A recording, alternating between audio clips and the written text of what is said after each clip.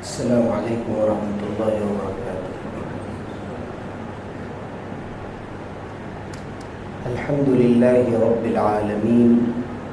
والصلاة والسلام علی سید الانبیاء واشرف المرسلین محمد وعلی آلہ واصحابہ اجمعین، اما بعد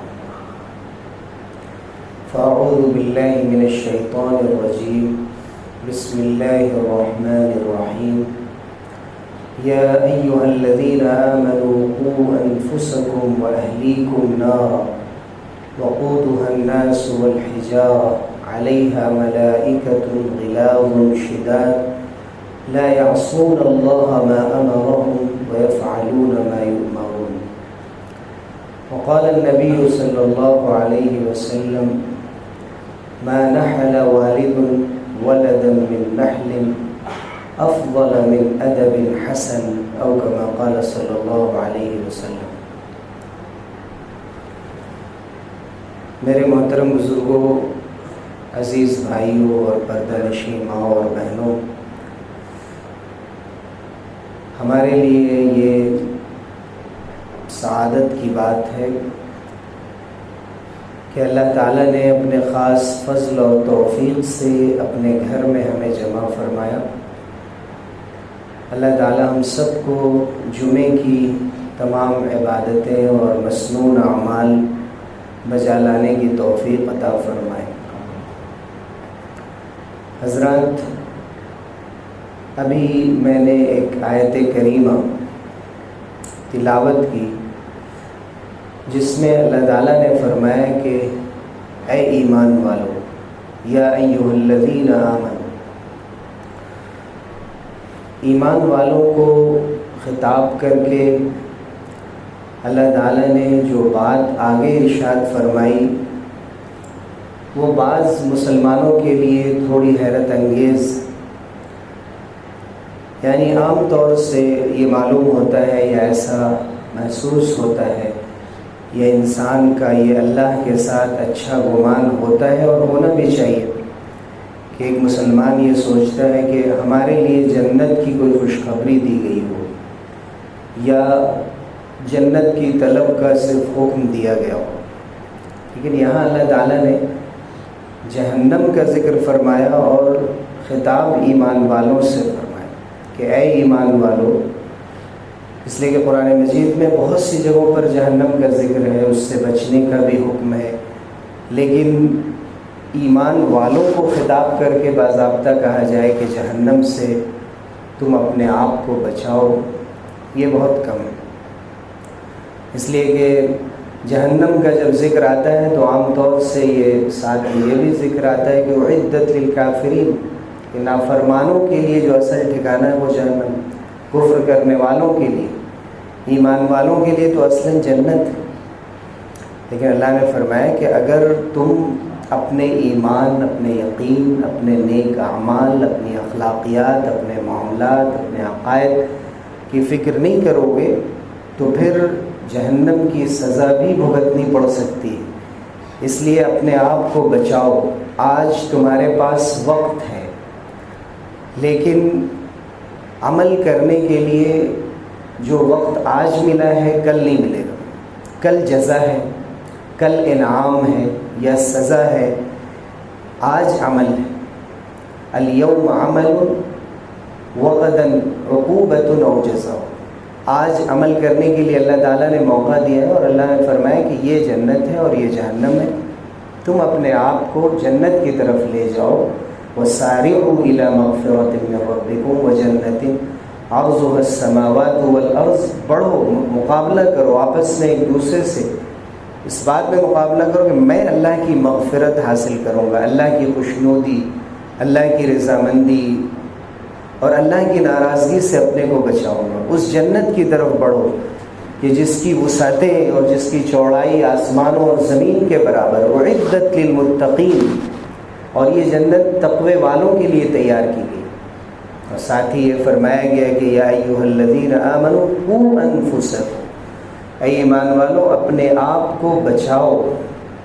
ظاہر ہے کہ کوئی شخص اپنے آپ کو اللہ کے فیصلے کے مقابلے میں کیسے بچا سکتا ہے؟ تو اللہ تعالیٰ نے بتایا کہ تم تمہیں کیا کرنا ہے جس سے جہنم سے تمہاری حفاظت ہو. قوا انفسکم واہلیکم، یہاں خاص طور سے صرف اپنا ذکر نہیں کیا گیا بلکہ اپنے گھر والوں کو بھی بچاؤ، اپنے کو بھی جہنم سے بچاؤ اور اپنے گھر والوں کو بھی بچاؤ. وقودها الناس والحجارہ، جس کا جو ایندھن ہے وہ لوگ ہیں اور پتھر ہیں. یعنی اللہ تعالیٰ نے یہ جہنم کی آگ تیار کی ہے، اس کا جو فیول ہے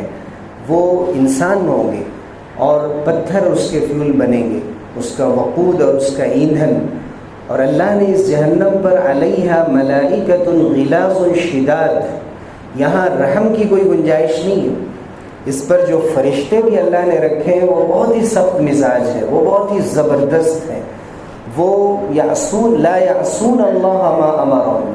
جو بھی اللہ نے ان کو حکم دے دیا اس کے خلاف نہیں جاتے. ویفعلون ما یؤمرون، اور جو انہیں حکم دیا جاتا ہے وہی کرتے. تو اپنے آپ کو اور اپنے گھر والوں کو جہنم کی آگ سے بچاؤ. جہنم کی آگ سے بچانے کے لیے ظاہر ہے کہ بہت سی چیزیں ہو سکتی ہیں اور بہت سے احکام ہو سکتے ہیں جن پر عمل کرنا ضروری ہے اور جن سے بچنا ضروری ہے. لیکن آپ تصور کیجئے کہ کسی گھر کے اندر جو اندھیرا گھر ہو، وہاں سانپ بچھو کیڑے مکوڑے ہوں اور ایک ایک کر کے سب کو مارا جا رہا ہو، کوشش کی جا رہی ہو، کتنا مشکل کام ہے. وہیں اگر روشنی کر دی جائے، لائٹ جلا دی جائے، تو یہ سب جو انسان کو تکلیف پہنچانے والے اور نقصان پہنچانے والے جانور یہ سب بھاگ جاتے ہیں. یہی مثال ہے علم کی، یہی مثال ہے تربیت کی، یہی مثال ہے تعلیم کی، کہ اگر تعلیم پر توجہ دی جائے، اچھی تربیت پر توجہ دی جائے، اخلاقیات کو سدھارنے پر توجہ دی جائے،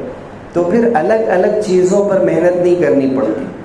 پھر انسان کے اندر خود سمجھ پیدا ہوتی ہے، اس کے اندر نفع نقصان کے درمیان فرق کرنے کی صلاحیت پیدا ہوتی ہے اور اللہ کی طرف سے پھر اسے توفیق ملتی ہے. اس لیے ضروری ہوتا ہے کہ اصل جو جڑ ہے، جو بنیاد ہے، اس پر توجہ دی جائے. اگر ہم تعلیم کی طرف توجہ نہیں دے رہے ہیں، تربیت کی طرف توجہ نہیں دے رہے ہیں، تو گویا کہ ہم ایک درخت ہے جس کی جڑوں میں پانی نہیں ڈال رہے ہیں بلکہ اس کی شاخوں پر، اس کی برانچز پر پانی ڈال رہے ہیں اور جڑوں کو ہم نے سوکھتا ہوا چھوڑ دیا. اگر ہم جڑوں کو پانی دیتے ہیں تو گویا کہ ہم اس درخت کو شاداب بناتے ہیں، خوبصورت بناتے ہیں، وہ پھل پھول لاتا ہے، وہ خوبصورتی بکھیرتا ہے. اور اس کے لیے انسانی سماج میں سب سے بڑی ضرورت تعلیم کی اور سب سے بڑی ضرورت تربیت کی، کہ اپنے بچوں کی تعلیم کی فکر کی جائے، ان کی مستقبل کی فکر کی جائے. تعلیم وہ جو دنیا میں رائج ہے،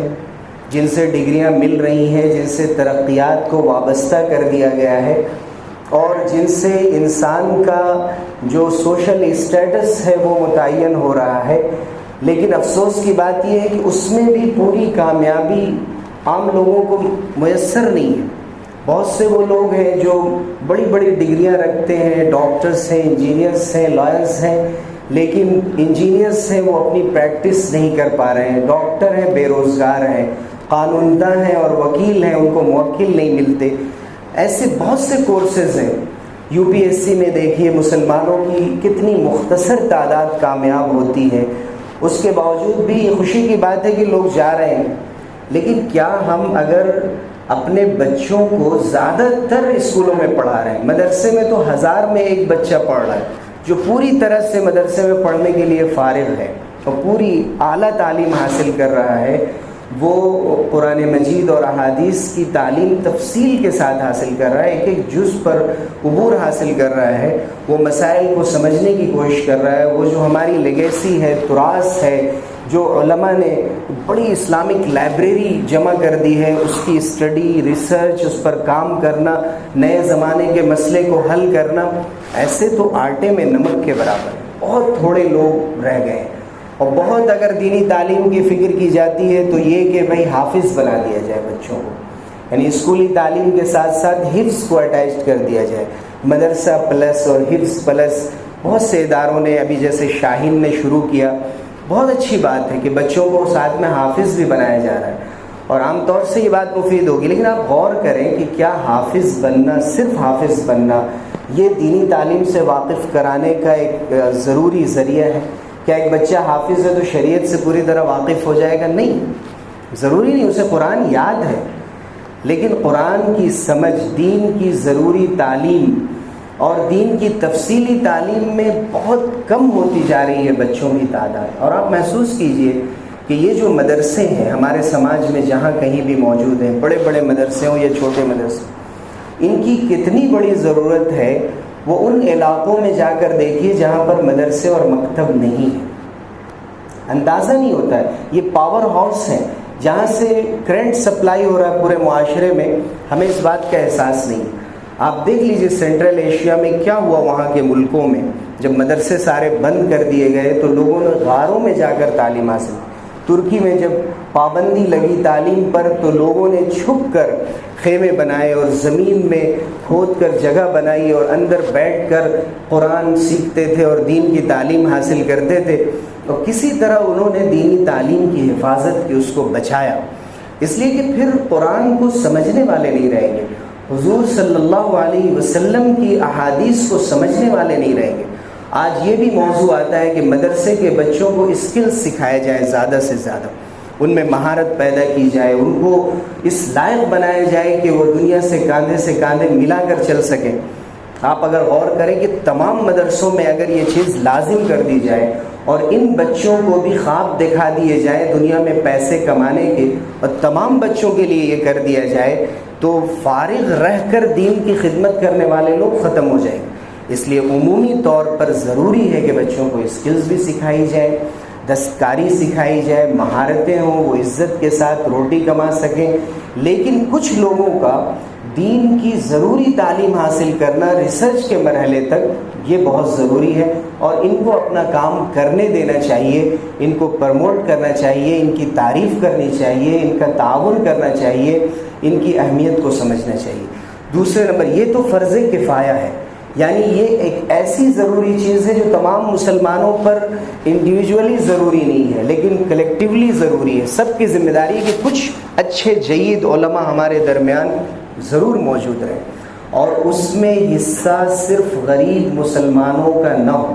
یہ ایک بہت بڑا چیلنج ہے کہ ممبر و محراب سے بیان کرنے والے لوگ، خطباء، علماء، سب دیہاتوں کے غریب خاندانوں کے بچے، وہ آ کر رہبری کے فریضے انجام دے رہے ہیں۔ ان میں نفسیاتی طور پر سائیکولوجیکلی کبھی ایسا ہوتا ہے کہ اتنی جرأت نہیں ہوتی ہے کہ وہ غلط بات کو غلط کہہ سکے، اور خصوصاً ایسے لوگوں کے درمیان کہ جن کی اپنی ایک حیثیت۔ اس لیے ضرورت ہے کہ جو متمول خاندان ہے، اللہ تعالیٰ نے جن کو دولت سے نوازا ہے، جن کے خاندان میں ہر طرح کی خوشحالی ہے، آسانیاں ہیں، ہر خاندان میں ایک عالم دین ضروری ہو، اور جسے آپ کہہ لیں کہ مفتی بھی بن جائے بہت اچھی بات ہے، لیکن کم سے کم عالم دین ہو، شریعت کے بنیادی مسائل سے واقف ہو۔ ہر خاندان میں ہم طے کریں کہ ہمارے خاندان میں ایک عالم دین ضرور ہوگا، اور اس کی حیثیت صرف یہ نہیں کہ وہ عالم بن کر آ گیا اور ہم لوگوں سے کہہ رہے ہیں ماشاءاللہ ہمارے خاندان میں ایک عالم ہے، بلکہ اسے خاندان کا سرپرست قرار دیا جائے، اسے یہ موقع دیا جائے کہ وہ خاندان کے معاملات میں فیصلہ لے سکے، وہ یہ کہہ سکے کہ یہ بات غلط ہے، اسے ہمیں ختم کرنا چاہیے، یہ بات صحیح ہے، اسے اختیار کرنا چاہیے۔ وہ جو بدعات کا خاتمہ کر سکے، شرک کی جو چیزیں ان کو ختم کر سکے، اس کو انکریج کرنا چاہیے، اس کو حیثیت دینی چاہیے، نہ یہ کہ بھیڑ میں اس کو اس طرح سے ملا دیا جائے کہ وہ جرأت نہ پا سکے کہ کبھی کسی غلط بات کو اگر غلط کہہ رہا ہے اور سب لوگ بار بار انکار کر رہے ہیں، منع کر رہے ہیں، وہ اپنے کو اجنبی سمجھتا ہے کہ ہم کس ماحول میں جی رہے ہیں جہاں ہماری کسی بات کی کوئی اہمیت نہیں ہے، تو پھر وہ فائدہ ختم ہو جاتا ہے۔ سب کچھ ہماری نیتوں پر ہے، ہم نیت درست کریں، اخلاص پیدا کریں، اور اگر اللہ اور اس کے رسول کی تعلیمات کی اہمیت ہے تو اس بات کو سمجھیں کہ ہم اپنے سماج کو کدھر لے جا رہے ہیں اور ہمیں کن کن باتوں کی بنیادی ضرورت۔ اس کے ساتھ ساتھ جو بچے اسکولوں میں تعلیم حاصل کر رہے ہیں، اور زیادہ تر وہ بچے ہیں بعض وہ ہیں جو فوری پرائمری اسکول کے بعد چھوڑ دیتے ہیں، کچھ ہائی اسکول کے بعد چھوڑ دیتے ہیں، ان کی بھی حیثیت ویسے ہی رہ جاتی ہے سماج میں جیسے کہ جاہل لوگ ہوتے ہیں. ان کے پاس علم کی بہت تھوڑی مقدار ہوتی ہے جو نہ ان کو دنیا دے پاتی ہے نہ دین دے پاتی ہے. ایسے بچوں کی فکر کرنی چاہیے، اور الحمدللہ بہت سی تنظیمیں اور آرگنائزیشنز یہ کام کر رہی ہیں کہ ان کو کسی ہنر سے جوڑا جائے، ان کو کسی لائق بنایا جائے. صرف ان کی جزوی مدد نہ کر دی جائے کہ رمضان میں اور دوسرے موقع سے ان کے یہاں راشن بھجوا دیا گیا، بلکہ ان کو اپنے پیروں پر کھڑے کرنے کی کوشش کی جائے. یہ دوسرے نمبر کی ذمہ داری ہے. لیکن اس کے ساتھ ساتھ یہ بھی مسلم سماج کی ذمہ داری ہے کہ اپنے اندر حوصلہ رکھیں اور فیصلہ لیں اس بات کے لیے کہ ہمیں اپنے بچوں کو اعلیٰ تعلیم میں داخل کرنا ہے، اوپر تک لے جانا ہے. بچوں کی حوصلہ افزائی کرنی ہے کہ آپ جتنا علم حاصل کر سکتے ہو علم حاصل کرو، ہماری طرف سے کوئی رکاوٹ نہیں ہے. ہم اس کے لیے تھوڑی قربانی دے دیں گے، جیسے ماں باپ بہت سی چیزوں کے لیے قربانیاں دیتے ہیں، بچوں کے شوق پورے کرتے ہیں. وہ ان کے لباس کے لیے، وہ ان کی پوشاک کے لیے، وہ ان کے کھانے پینے کے لیے، وہ ان کی ٹرپس کے لیے جو ہالیڈیز میں ہوتی ہیں، کیا نہیں کرتے. کتنے پیسے پھونکے جا رہے ہیں کھانے پینے کے شوق کے نام پہ، کتنے پیسے جلا دیے جا رہے ہیں بچوں کی ہابیز کے لیے کہ بیٹا تمہارا جو جی چاہے کرو، تمہارے لیے 10 دن ہے، تم اپنے شوق سے. ہر بچے کو الگ الگ گیجٹ سے جوڑنا، ان کو موبائل لے کر دینا، ان کو الیکٹرانک آلات سے. 5 بچے ہیں گھر میں تو ہر ایک کے پاس اسمارٹ فون ہے، سب اپنے اپنے کونے میں بند ہیں. آخر ہم خود تو انتظام کر رہے ہیں بچوں کو تباہ کرنے کا، اور بچیوں کو بھی آزاد چھوڑ دیا گیا ہے کہ وہ اپنے طریقے سے جو چاہے کریں. تو تعلیم بھی حاصل ہو رہی ہے، ڈگریاں بھی لی جا رہی ہیں، لیکن اس کے ساتھ ساتھ کچھ معلوم نہیں ہے کہ تعلیم میں ان کا معیار کیا ہے. جب بھی آپ دیکھیں ان کا رزلٹ آتا ہے، بچیاں تو کچھ آگے بھی جا رہی ہیں، بچے پیچھے چلے جا رہے ہیں. ان کی ہم فکر نہیں کرتے. ڈائریکٹ بچوں کو تنبیہ نہیں کرنی چاہیے. نمبرات کم لانے پر، مارکس کم لانے پر ان کی ڈانٹ ڈپٹ ایسی نہیں ہونی چاہیے کہ وہ ہمت ہار جائے، لیکن شوق دلانا چاہیے. ان کو کوئی رول ماڈل ہونا چاہیے ان کے سامنے. بچے کچھ اچھا کریں تو ان کے لیے ماں باپ چیئر لیڈر کا کردار ادا کریں، ان کی تشجیع کریں، حوصلہ افزائی کریں، اور اس بات کی کوشش کریں کہ بچوں کو زیادہ سے زیادہ اعلیٰ تعلیم میں داخل کیا جائے اور ان کو ملک کے مین اسٹریم میں لانے کی کوشش کی جائے. بہت تیزی سے مایوسی ہمارے سماج میں عام ہوتی جا رہی ہے کہ ہمیں مواقع نہیں ملتے، ہمیں اپرچونیٹیز نہیں ملتی، اس لیے ہم بچوں کو آگے تعلیم دے کر کیا کریں گے. دیکھیے علم عزت کا ایک ذریعہ ہے، علم ایک روشنی ہے. کوئی بھی علم، اور زیادہ تر علم دنیا میں نافع ہے. حضور صلی اللہ علیہ وسلم نے علم نافع کی تعلیم دی ہے. مضر علوم سے حضور صلی اللہ علیہ وسلم نے منع فرمایا. تو جو نفع بخشنے والے علوم ہیں اس میں شریعت کا علم سب سے پہلے نمبر پر ہے. لیکن ایک شخص اگر علاج کے طریقے سیکھ رہا ہے، وہ انسانیت کو فائدہ پہنچا رہا ہے، ایک شخص انجینئرنگ کے مختلف برانچز میں کہیں بھی وہ کمال حاصل کر رہا ہے تو وہ دنیا کو کچھ دے رہا ہے، وہ اپنے آپ کو، اپنے گھر والوں کو اور دنیا کو کچھ دے رہا ہے. اس کے ساتھ ساتھ قانون کا میدان ہے، دوسرے میدان ہیں، ان میں اگر ہمارے لوگ کمال حاصل کرتے ہیں، آگے بڑھتے ہیں تو اسے انکریج کرنا چاہیے، اور اس کے لیے کوشش کرنا ان لوگوں کی ذمہ داری ہے جو ان چیزوں کی سمجھ رکھتے ہیں، جن کے اندر یہ سمجھ ہے کہ کیسے ان میدانوں میں کمال حاصل کیا جائے. یہ بہت بڑا اجتماعی فریضہ ہے، اس کے لیے سب کو اپنا کردار ادا کرنا ہے. ہماری مساجد بھی ان کردار کے ادا کرنے کی پابند ہے کہ مساجد سے ہم ان کے لیے کیا کر سکتے ہیں. صرف تقریریں اور بیانات نہیں، بلکہ باضابطہ پلاننگ اور منصوبے کے تحت بچوں کے لیے کیا خدمات فراہم کی جا سکتی ہیں، ان پر بھی غور و خوض کرنا ہم مساجد کے ذمہ داروں کی اہم ذمہ داری ہے اور فریضہ ہے. ان تمام چیزوں کے ساتھ ساتھ تربیت ایک لازمی عنصر ہے. حضور اکرم صلی اللہ علیہ وسلم نے فرمایا کہ کسی بھی باپ نے اپنے بیٹے کو اچھے ادب سے بڑھ کر کوئی تحفہ نہیں دیا. اگر اسے اچھا ادب سکھا دیا، اسے کھانے پینے کا، چلنے پھرنے کا، بڑے چھوٹوں کے ساتھ معاملہ کرنے کا، زندگی میں ڈیسیزن لینے کا طریقہ سکھا دیا، اس کو جذبات پر کنٹرول کرنے کا طریقہ سکھا دیا، اس کے اندر ول پاور پیدا کر دیا، اس کے اندر صبر اور شکر کے جذبات پیدا کر دیے، حالات اور چیلنجز کا مقابلہ کرنے کا حوصلہ پیدا کر دیا، جس سے ہر دن انسان گزرتا ہے. کون سا انسانی سماج ہے یا کون سا فرد ہے جسے چیلنجز کا سامنا نہیں ہے؟ گھر کے اندر ہے، باہر ہے، آفس میں، کاروبار میں، ہر جگہ لوگوں کا سامنا ہے۔ لوگوں کے ساتھ کیا بیہیویئر ہونا چاہیے، کیسے اپنے آپ کو ڈیولپ کرنا چاہیے، اگر یہ ہنر ماں باپ نے سکھا دیا، اس سے بڑھ کر کسی ماں باپ نے، کسی والد نے اپنے بچے کو کوئی ہنر یا کوئی تحفہ نہیں دیا۔ حضور اکرم صلی اللہ علیہ وسلم کے پاس جب حضرت ام سلمہ رضی اللہ عنہ ان کے نکاح میں آئیں تو حضرت ام سلمہ رضی اللہ عنہ کے پہلے شوہر سے ایک بیٹا تھا، عمر ابن ابی سلمہ، وہ حضور صلی اللہ علیہ وسلم کی تربیت میں آ گئے۔ حضور اکرم صلی اللہ علیہ وسلم کے بارے میں خود کہتے ہیں کہ میں حضور صلی اللہ علیہ وسلم کے گھر میں پرورش پا رہا تھا۔ حضور کے پاس جب میں دسترخوان پہ بیٹھا تو حضور نے فرمایا، ظاہر ہے کہ یہ اپنے بیٹے نہیں تھے حضور صلی اللہ علیہ وسلم کے، لیکن آپ کی اہلیہ کے پرانے شوہر سے وہ بیٹے تھے۔ تو حضور اکرم صلی اللہ علیہ وسلم نے کہا، یا غلام، بیٹے تم سم اللہ، بسم اللہ پڑھو، کل بیمینی، دائیں ہاتھ سے کھاؤ، کل مما یلیک، جو تمہارے سامنے ہے اس میں سے کھاؤ۔ یعنی سب لوگ اگر ایک ساتھ کھا رہے ہیں اور ایسی چیز ہے کہ جس میں اگر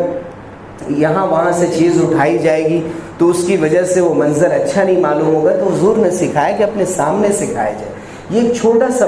سبق ہے کہ حضور صلی اللہ علیہ وسلم نے 3 باتیں ان کو سکھا دی، ایک ہی جملے کے اندر آپ نے فرمایا بسم اللہ پڑھو، دائیں ہاتھ سے کھانا کھاؤ اور اپنے سامنے سے کھانا کھاؤ۔ یہ سب سے پہلی ذمہ داری یہ ہے کہ ہم دسترخوان پہ بچوں کی تربیت کریں، ہم ڈائننگ ٹیبل پہ جب بیٹھے ہو تو بچوں کی تربیت کریں۔ صرف یہ نہ دیکھیں کہ بچے کم کھا رہے ہیں تو اسے کہا جائے کہ صحیح سے کھانا کھاؤ اور صرف اس کی فکر کی جائے، وہ سنت اور آداب کا خیال کر رہے نہیں، اس کی فکر کی جائے۔ اور حضور صلی اللہ علیہ وسلم نے یہ بھی فرمایا، کل مولود یولد علی الفطرہ، کہ ہر بچہ فطرت پہ پیدا ہوتا ہے، دین اور توحید اور ایمان کی فطرت پہ پیدا ہوتا ہے۔ فَأَبَوَاهُ يُحَوِّدَانِهِ وَيُنَصِّرَانِهِ وَيُمَجِّسَانِهِ، اس کے والدین اس کو یہودی بنا دیتے ہیں، عیسائی بنا دیتے ہیں، اسے مجوسی بنا دیتے ہیں، یعنی پارسی بنا دیتے ہیں۔ لیکن یہ تو ان خاندانوں میں ہے جہاں بچے غیر مسلم خاندانوں میں پیدا ہو رہے ہیں، لیکن اگر مسلم خاندان میں بھی پیدا ہو رہے ہیں، بچوں کے اندر اصل فطری صلاحیت موجود ہوتی ہے۔ ماں باپ جدھر بچوں کو لے جاتے ہیں، جس طرح کی چیزیں ان کے سامنے پیش کرتے ہیں، ایک عربی شاعر نے کہا، وَيَنْشَأُ نَاشِئُ الْفِتْيَانِ مِنَّا عَلَى مَا كَانَ عَوَّدَهُ أَبُوهُ، بچے انہی عادتوں پر پرورش پاتے ہیں اور بڑے ہوتے ہیں کہ جن عادتوں کو ان کے ماں باپ ان کے اندر پیدا کرنا چاہتے ہیں، ان کے والد پیدا کرنا چاہتے ہیں۔ جب اگر اس کی کوشش نہیں کی جاتی، اس طرف توجہ نہیں دی جاتی کہ بچے نماز پڑھ رہے ہیں یا نہیں پڑھ رہے ہیں، وہ اچھے کام کر رہے ہیں یا نہیں کر رہے ہیں، دیکھیے خیر کی جو عادت ہوتی ہے وہ بھی اپنے رزلٹ لاتی ہے، جو شر کی اور بری عادتیں ہوتی ہیں اس کے بھی نتائج سامنے آتے ہیں۔ اس لیے حضور نے فرمایا کہ دیکھو تمہارے بچے جب 7 سال کے ہو جائے تو ان کو نماز کہو، مروا اولادکم وهم ابناء 7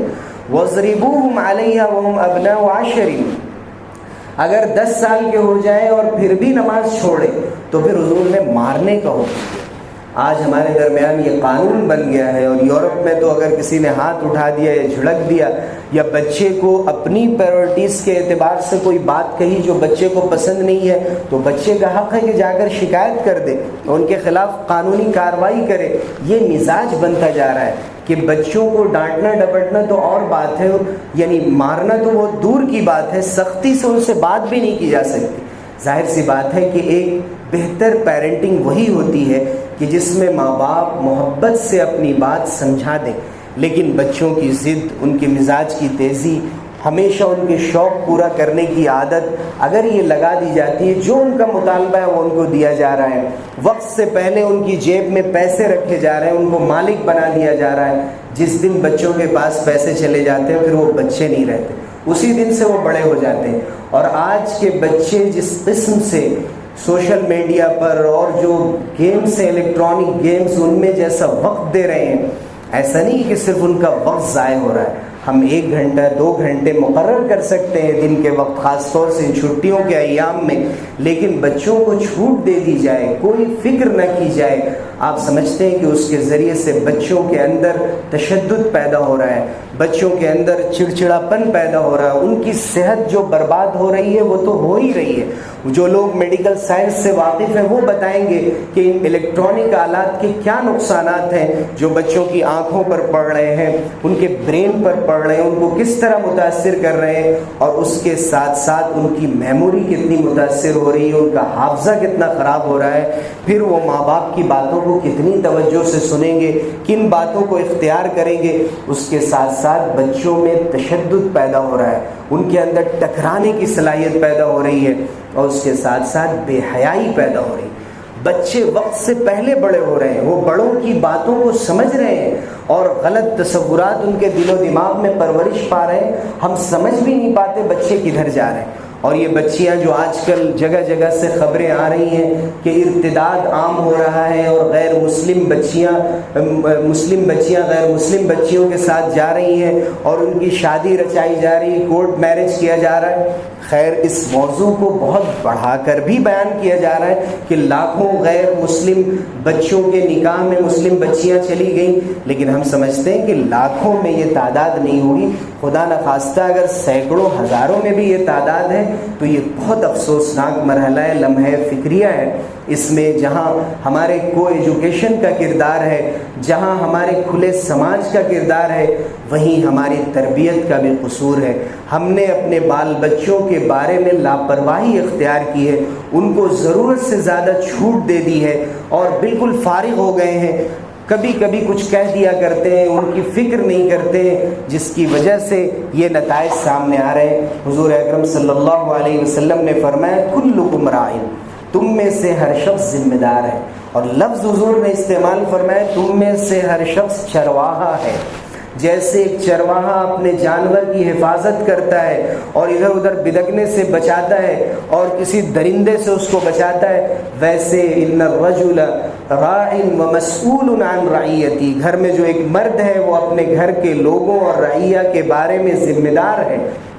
اور اس سے اس ذمہ داری کے بارے میں پوچھا جائے گا، اسے معاف نہیں کیا جائے گا۔ اگر یہ بات جواب دہی کے قابل ہے تو ہماری کتنی بڑی ذمہ داری ہے کہ ہم گھر کے اندر تعلیم کا ماحول بنائیں۔ جو اجتماعی خواندگی ہوتی ہے، آپ سیرت کی کوئی کتاب لے لیں، قرآن مجید کی منتخب آیتوں کی تفسیر کریں، احادیث کی کوئی کتاب لے لیں، گھر میں کم سے کم 3 دن تو ایسا ہو کہ لوگ بیٹھ کر ایک کوئی بڑا آدمی پڑھے اور سب لوگ سنیں، اس پر ڈسکشن ہو، چھوٹے بچوں سے سیرت کے بارے میں کوئز ہو، اپنی تاریخ کے بارے میں ہو، ہم اپنے جو بڑے لوگ گزرے ہیں، جو ہیروز آف اسلام ہیں، ان کے بارے میں جانیں، بچے ان کو آئیڈیل سمجھیں۔ یہ ہماری کتنی بڑی ذمہ داری ہے۔ ہمارا کام یہ رہ گیا ہے کہ سوشل میڈیا پر جہاں کوئی چیز آتی ہے کہ کوئی مسلمان بچی کسی غیر مسلم کے ساتھ چلی گئی اور جو لو جہاد کا پروپیگنڈا کیا گیا، اس کے بدلے میں ایک ریونج، ایک انتقام کا جذبہ بھڑکایا گیا ہے غیر مسلم نوجوانوں میں، اور اس قسم کے سامنے مثالیں اس کی آ رہی ہیں کہ وہ غیر مسلم بچیوں کے پیچھے جاتے ہیں، اردو زبان سیکھتے ہیں، شاعری سیکھتے ہیں، اور ہر طرح کی وہ چیز جو ان کو رجھانے والی ہے، قریب کرنے والی ہے، اپنے دام فریب میں گرفتار کرنے والی، وہ سب کچھ کر رہے ہیں۔ لیکن آج بھی الحمدللہ مسلم سماج اتنا بگڑا ہوا نہیں ہے کہ کھلے عام غیر مسلم کے ساتھ اپنی بچیوں کو دیکھے اور واقف بھی ہو اور نظر انداز کر دے، اور غیر مسلم سماج بھی اتنی بڑی تعداد میں مسلم بچیوں کو قبول کر لے بغیر جہیز کے اور بغیر کچھ دیے ہوئے۔ ان کے یہاں تو شادی کی بہت زیادہ شرطیں ہیں، اس لیے اس میں پروپیگنڈا بھی زیادہ ہے۔ اس لیے بہت بڑی ذمہ داری ہے کہ ہم اپنی مسلم بچیوں کے اس طرح کے ویڈیوز آڈیوز کو عام نہ کریں، ادھر ادھر بھیجنا اور لکھ دینا انا للہ و انا الیہ راجعون۔ اب ہمارے سماج میں یہ سب بھی ہو رہا ہے، اب کیا کر سکتے ہیں، صرف افسوس ہی کر سکتے ہیں۔ اب تو لاہور پڑھو، اس سماج عجیب عجیب چیزیں لوگ بھیج کر فارغ ہو جاتے ہیں۔ ہم اپنے لوگوں کے ساتھ اس پروپیگنڈے میں شریک ہو رہے ہیں، جہاں کہ بہت سی عدالتوں سے ایک مسلم بچی اور ایک غیر مسلم بچے کا فوٹو لے کر وائرل کر دیا جاتا ہے، اور ہم خود اس میں شریک ہوتے ہیں کہ اسے دور تک پھیلائیں۔ اس کے ساتھ ساتھ مسلم سماج کے اندر بہت سے ایسے واقعات پیش آ رہے ہیں. آج ریپیڈو اور اولا کے نام پہ سستے بائک مل رہے ہیں جس میں بچیاں مردوں کے ساتھ بیٹھ کر جا رہی ہیں اور کوئی پرواہ نہیں اس بات کی، صرف ان کو پیسے بچانے. اکا دکا واقعات اس طرح کے ہوتے ہیں کہ جس میں ان کے ساتھ کچھ واقعات بھی ہو جاتے ہیں، لیکن بالعموم اگر سوچا جائے تو کتنی زیادہ شرم کی بات ہے کہ آسانی سے یہ چیزیں گوارا کی جا رہی ہیں. ہماری ذمہ داری ہے کہ ہم ان تمام پہلوؤں پر توجہ دیں اور تعلیم سے زیادہ تربیت کو اپنی لازمی ذمہ داری سمجھیں، اور ہم بار بار ریویو کریں کہ کہاں غلطیاں ہو رہی ہیں، ہمارے تربیت کے نظام میں کہاں چینج کرنے کی ضرورت ہے. اس اعتبار سے اپنے گھر میں تبدیلیاں لائیں، مشورہ کریں، بار بار غور و خوض کریں. اللہ تعالیٰ پھر رہنمائی بھی دیتے ہیں، راستے بھی نکالتے ہیں. اللہ تعالیٰ ہمارے لیے آسان فرمائے. آمین. وآخر دعوانا الحمدللہ.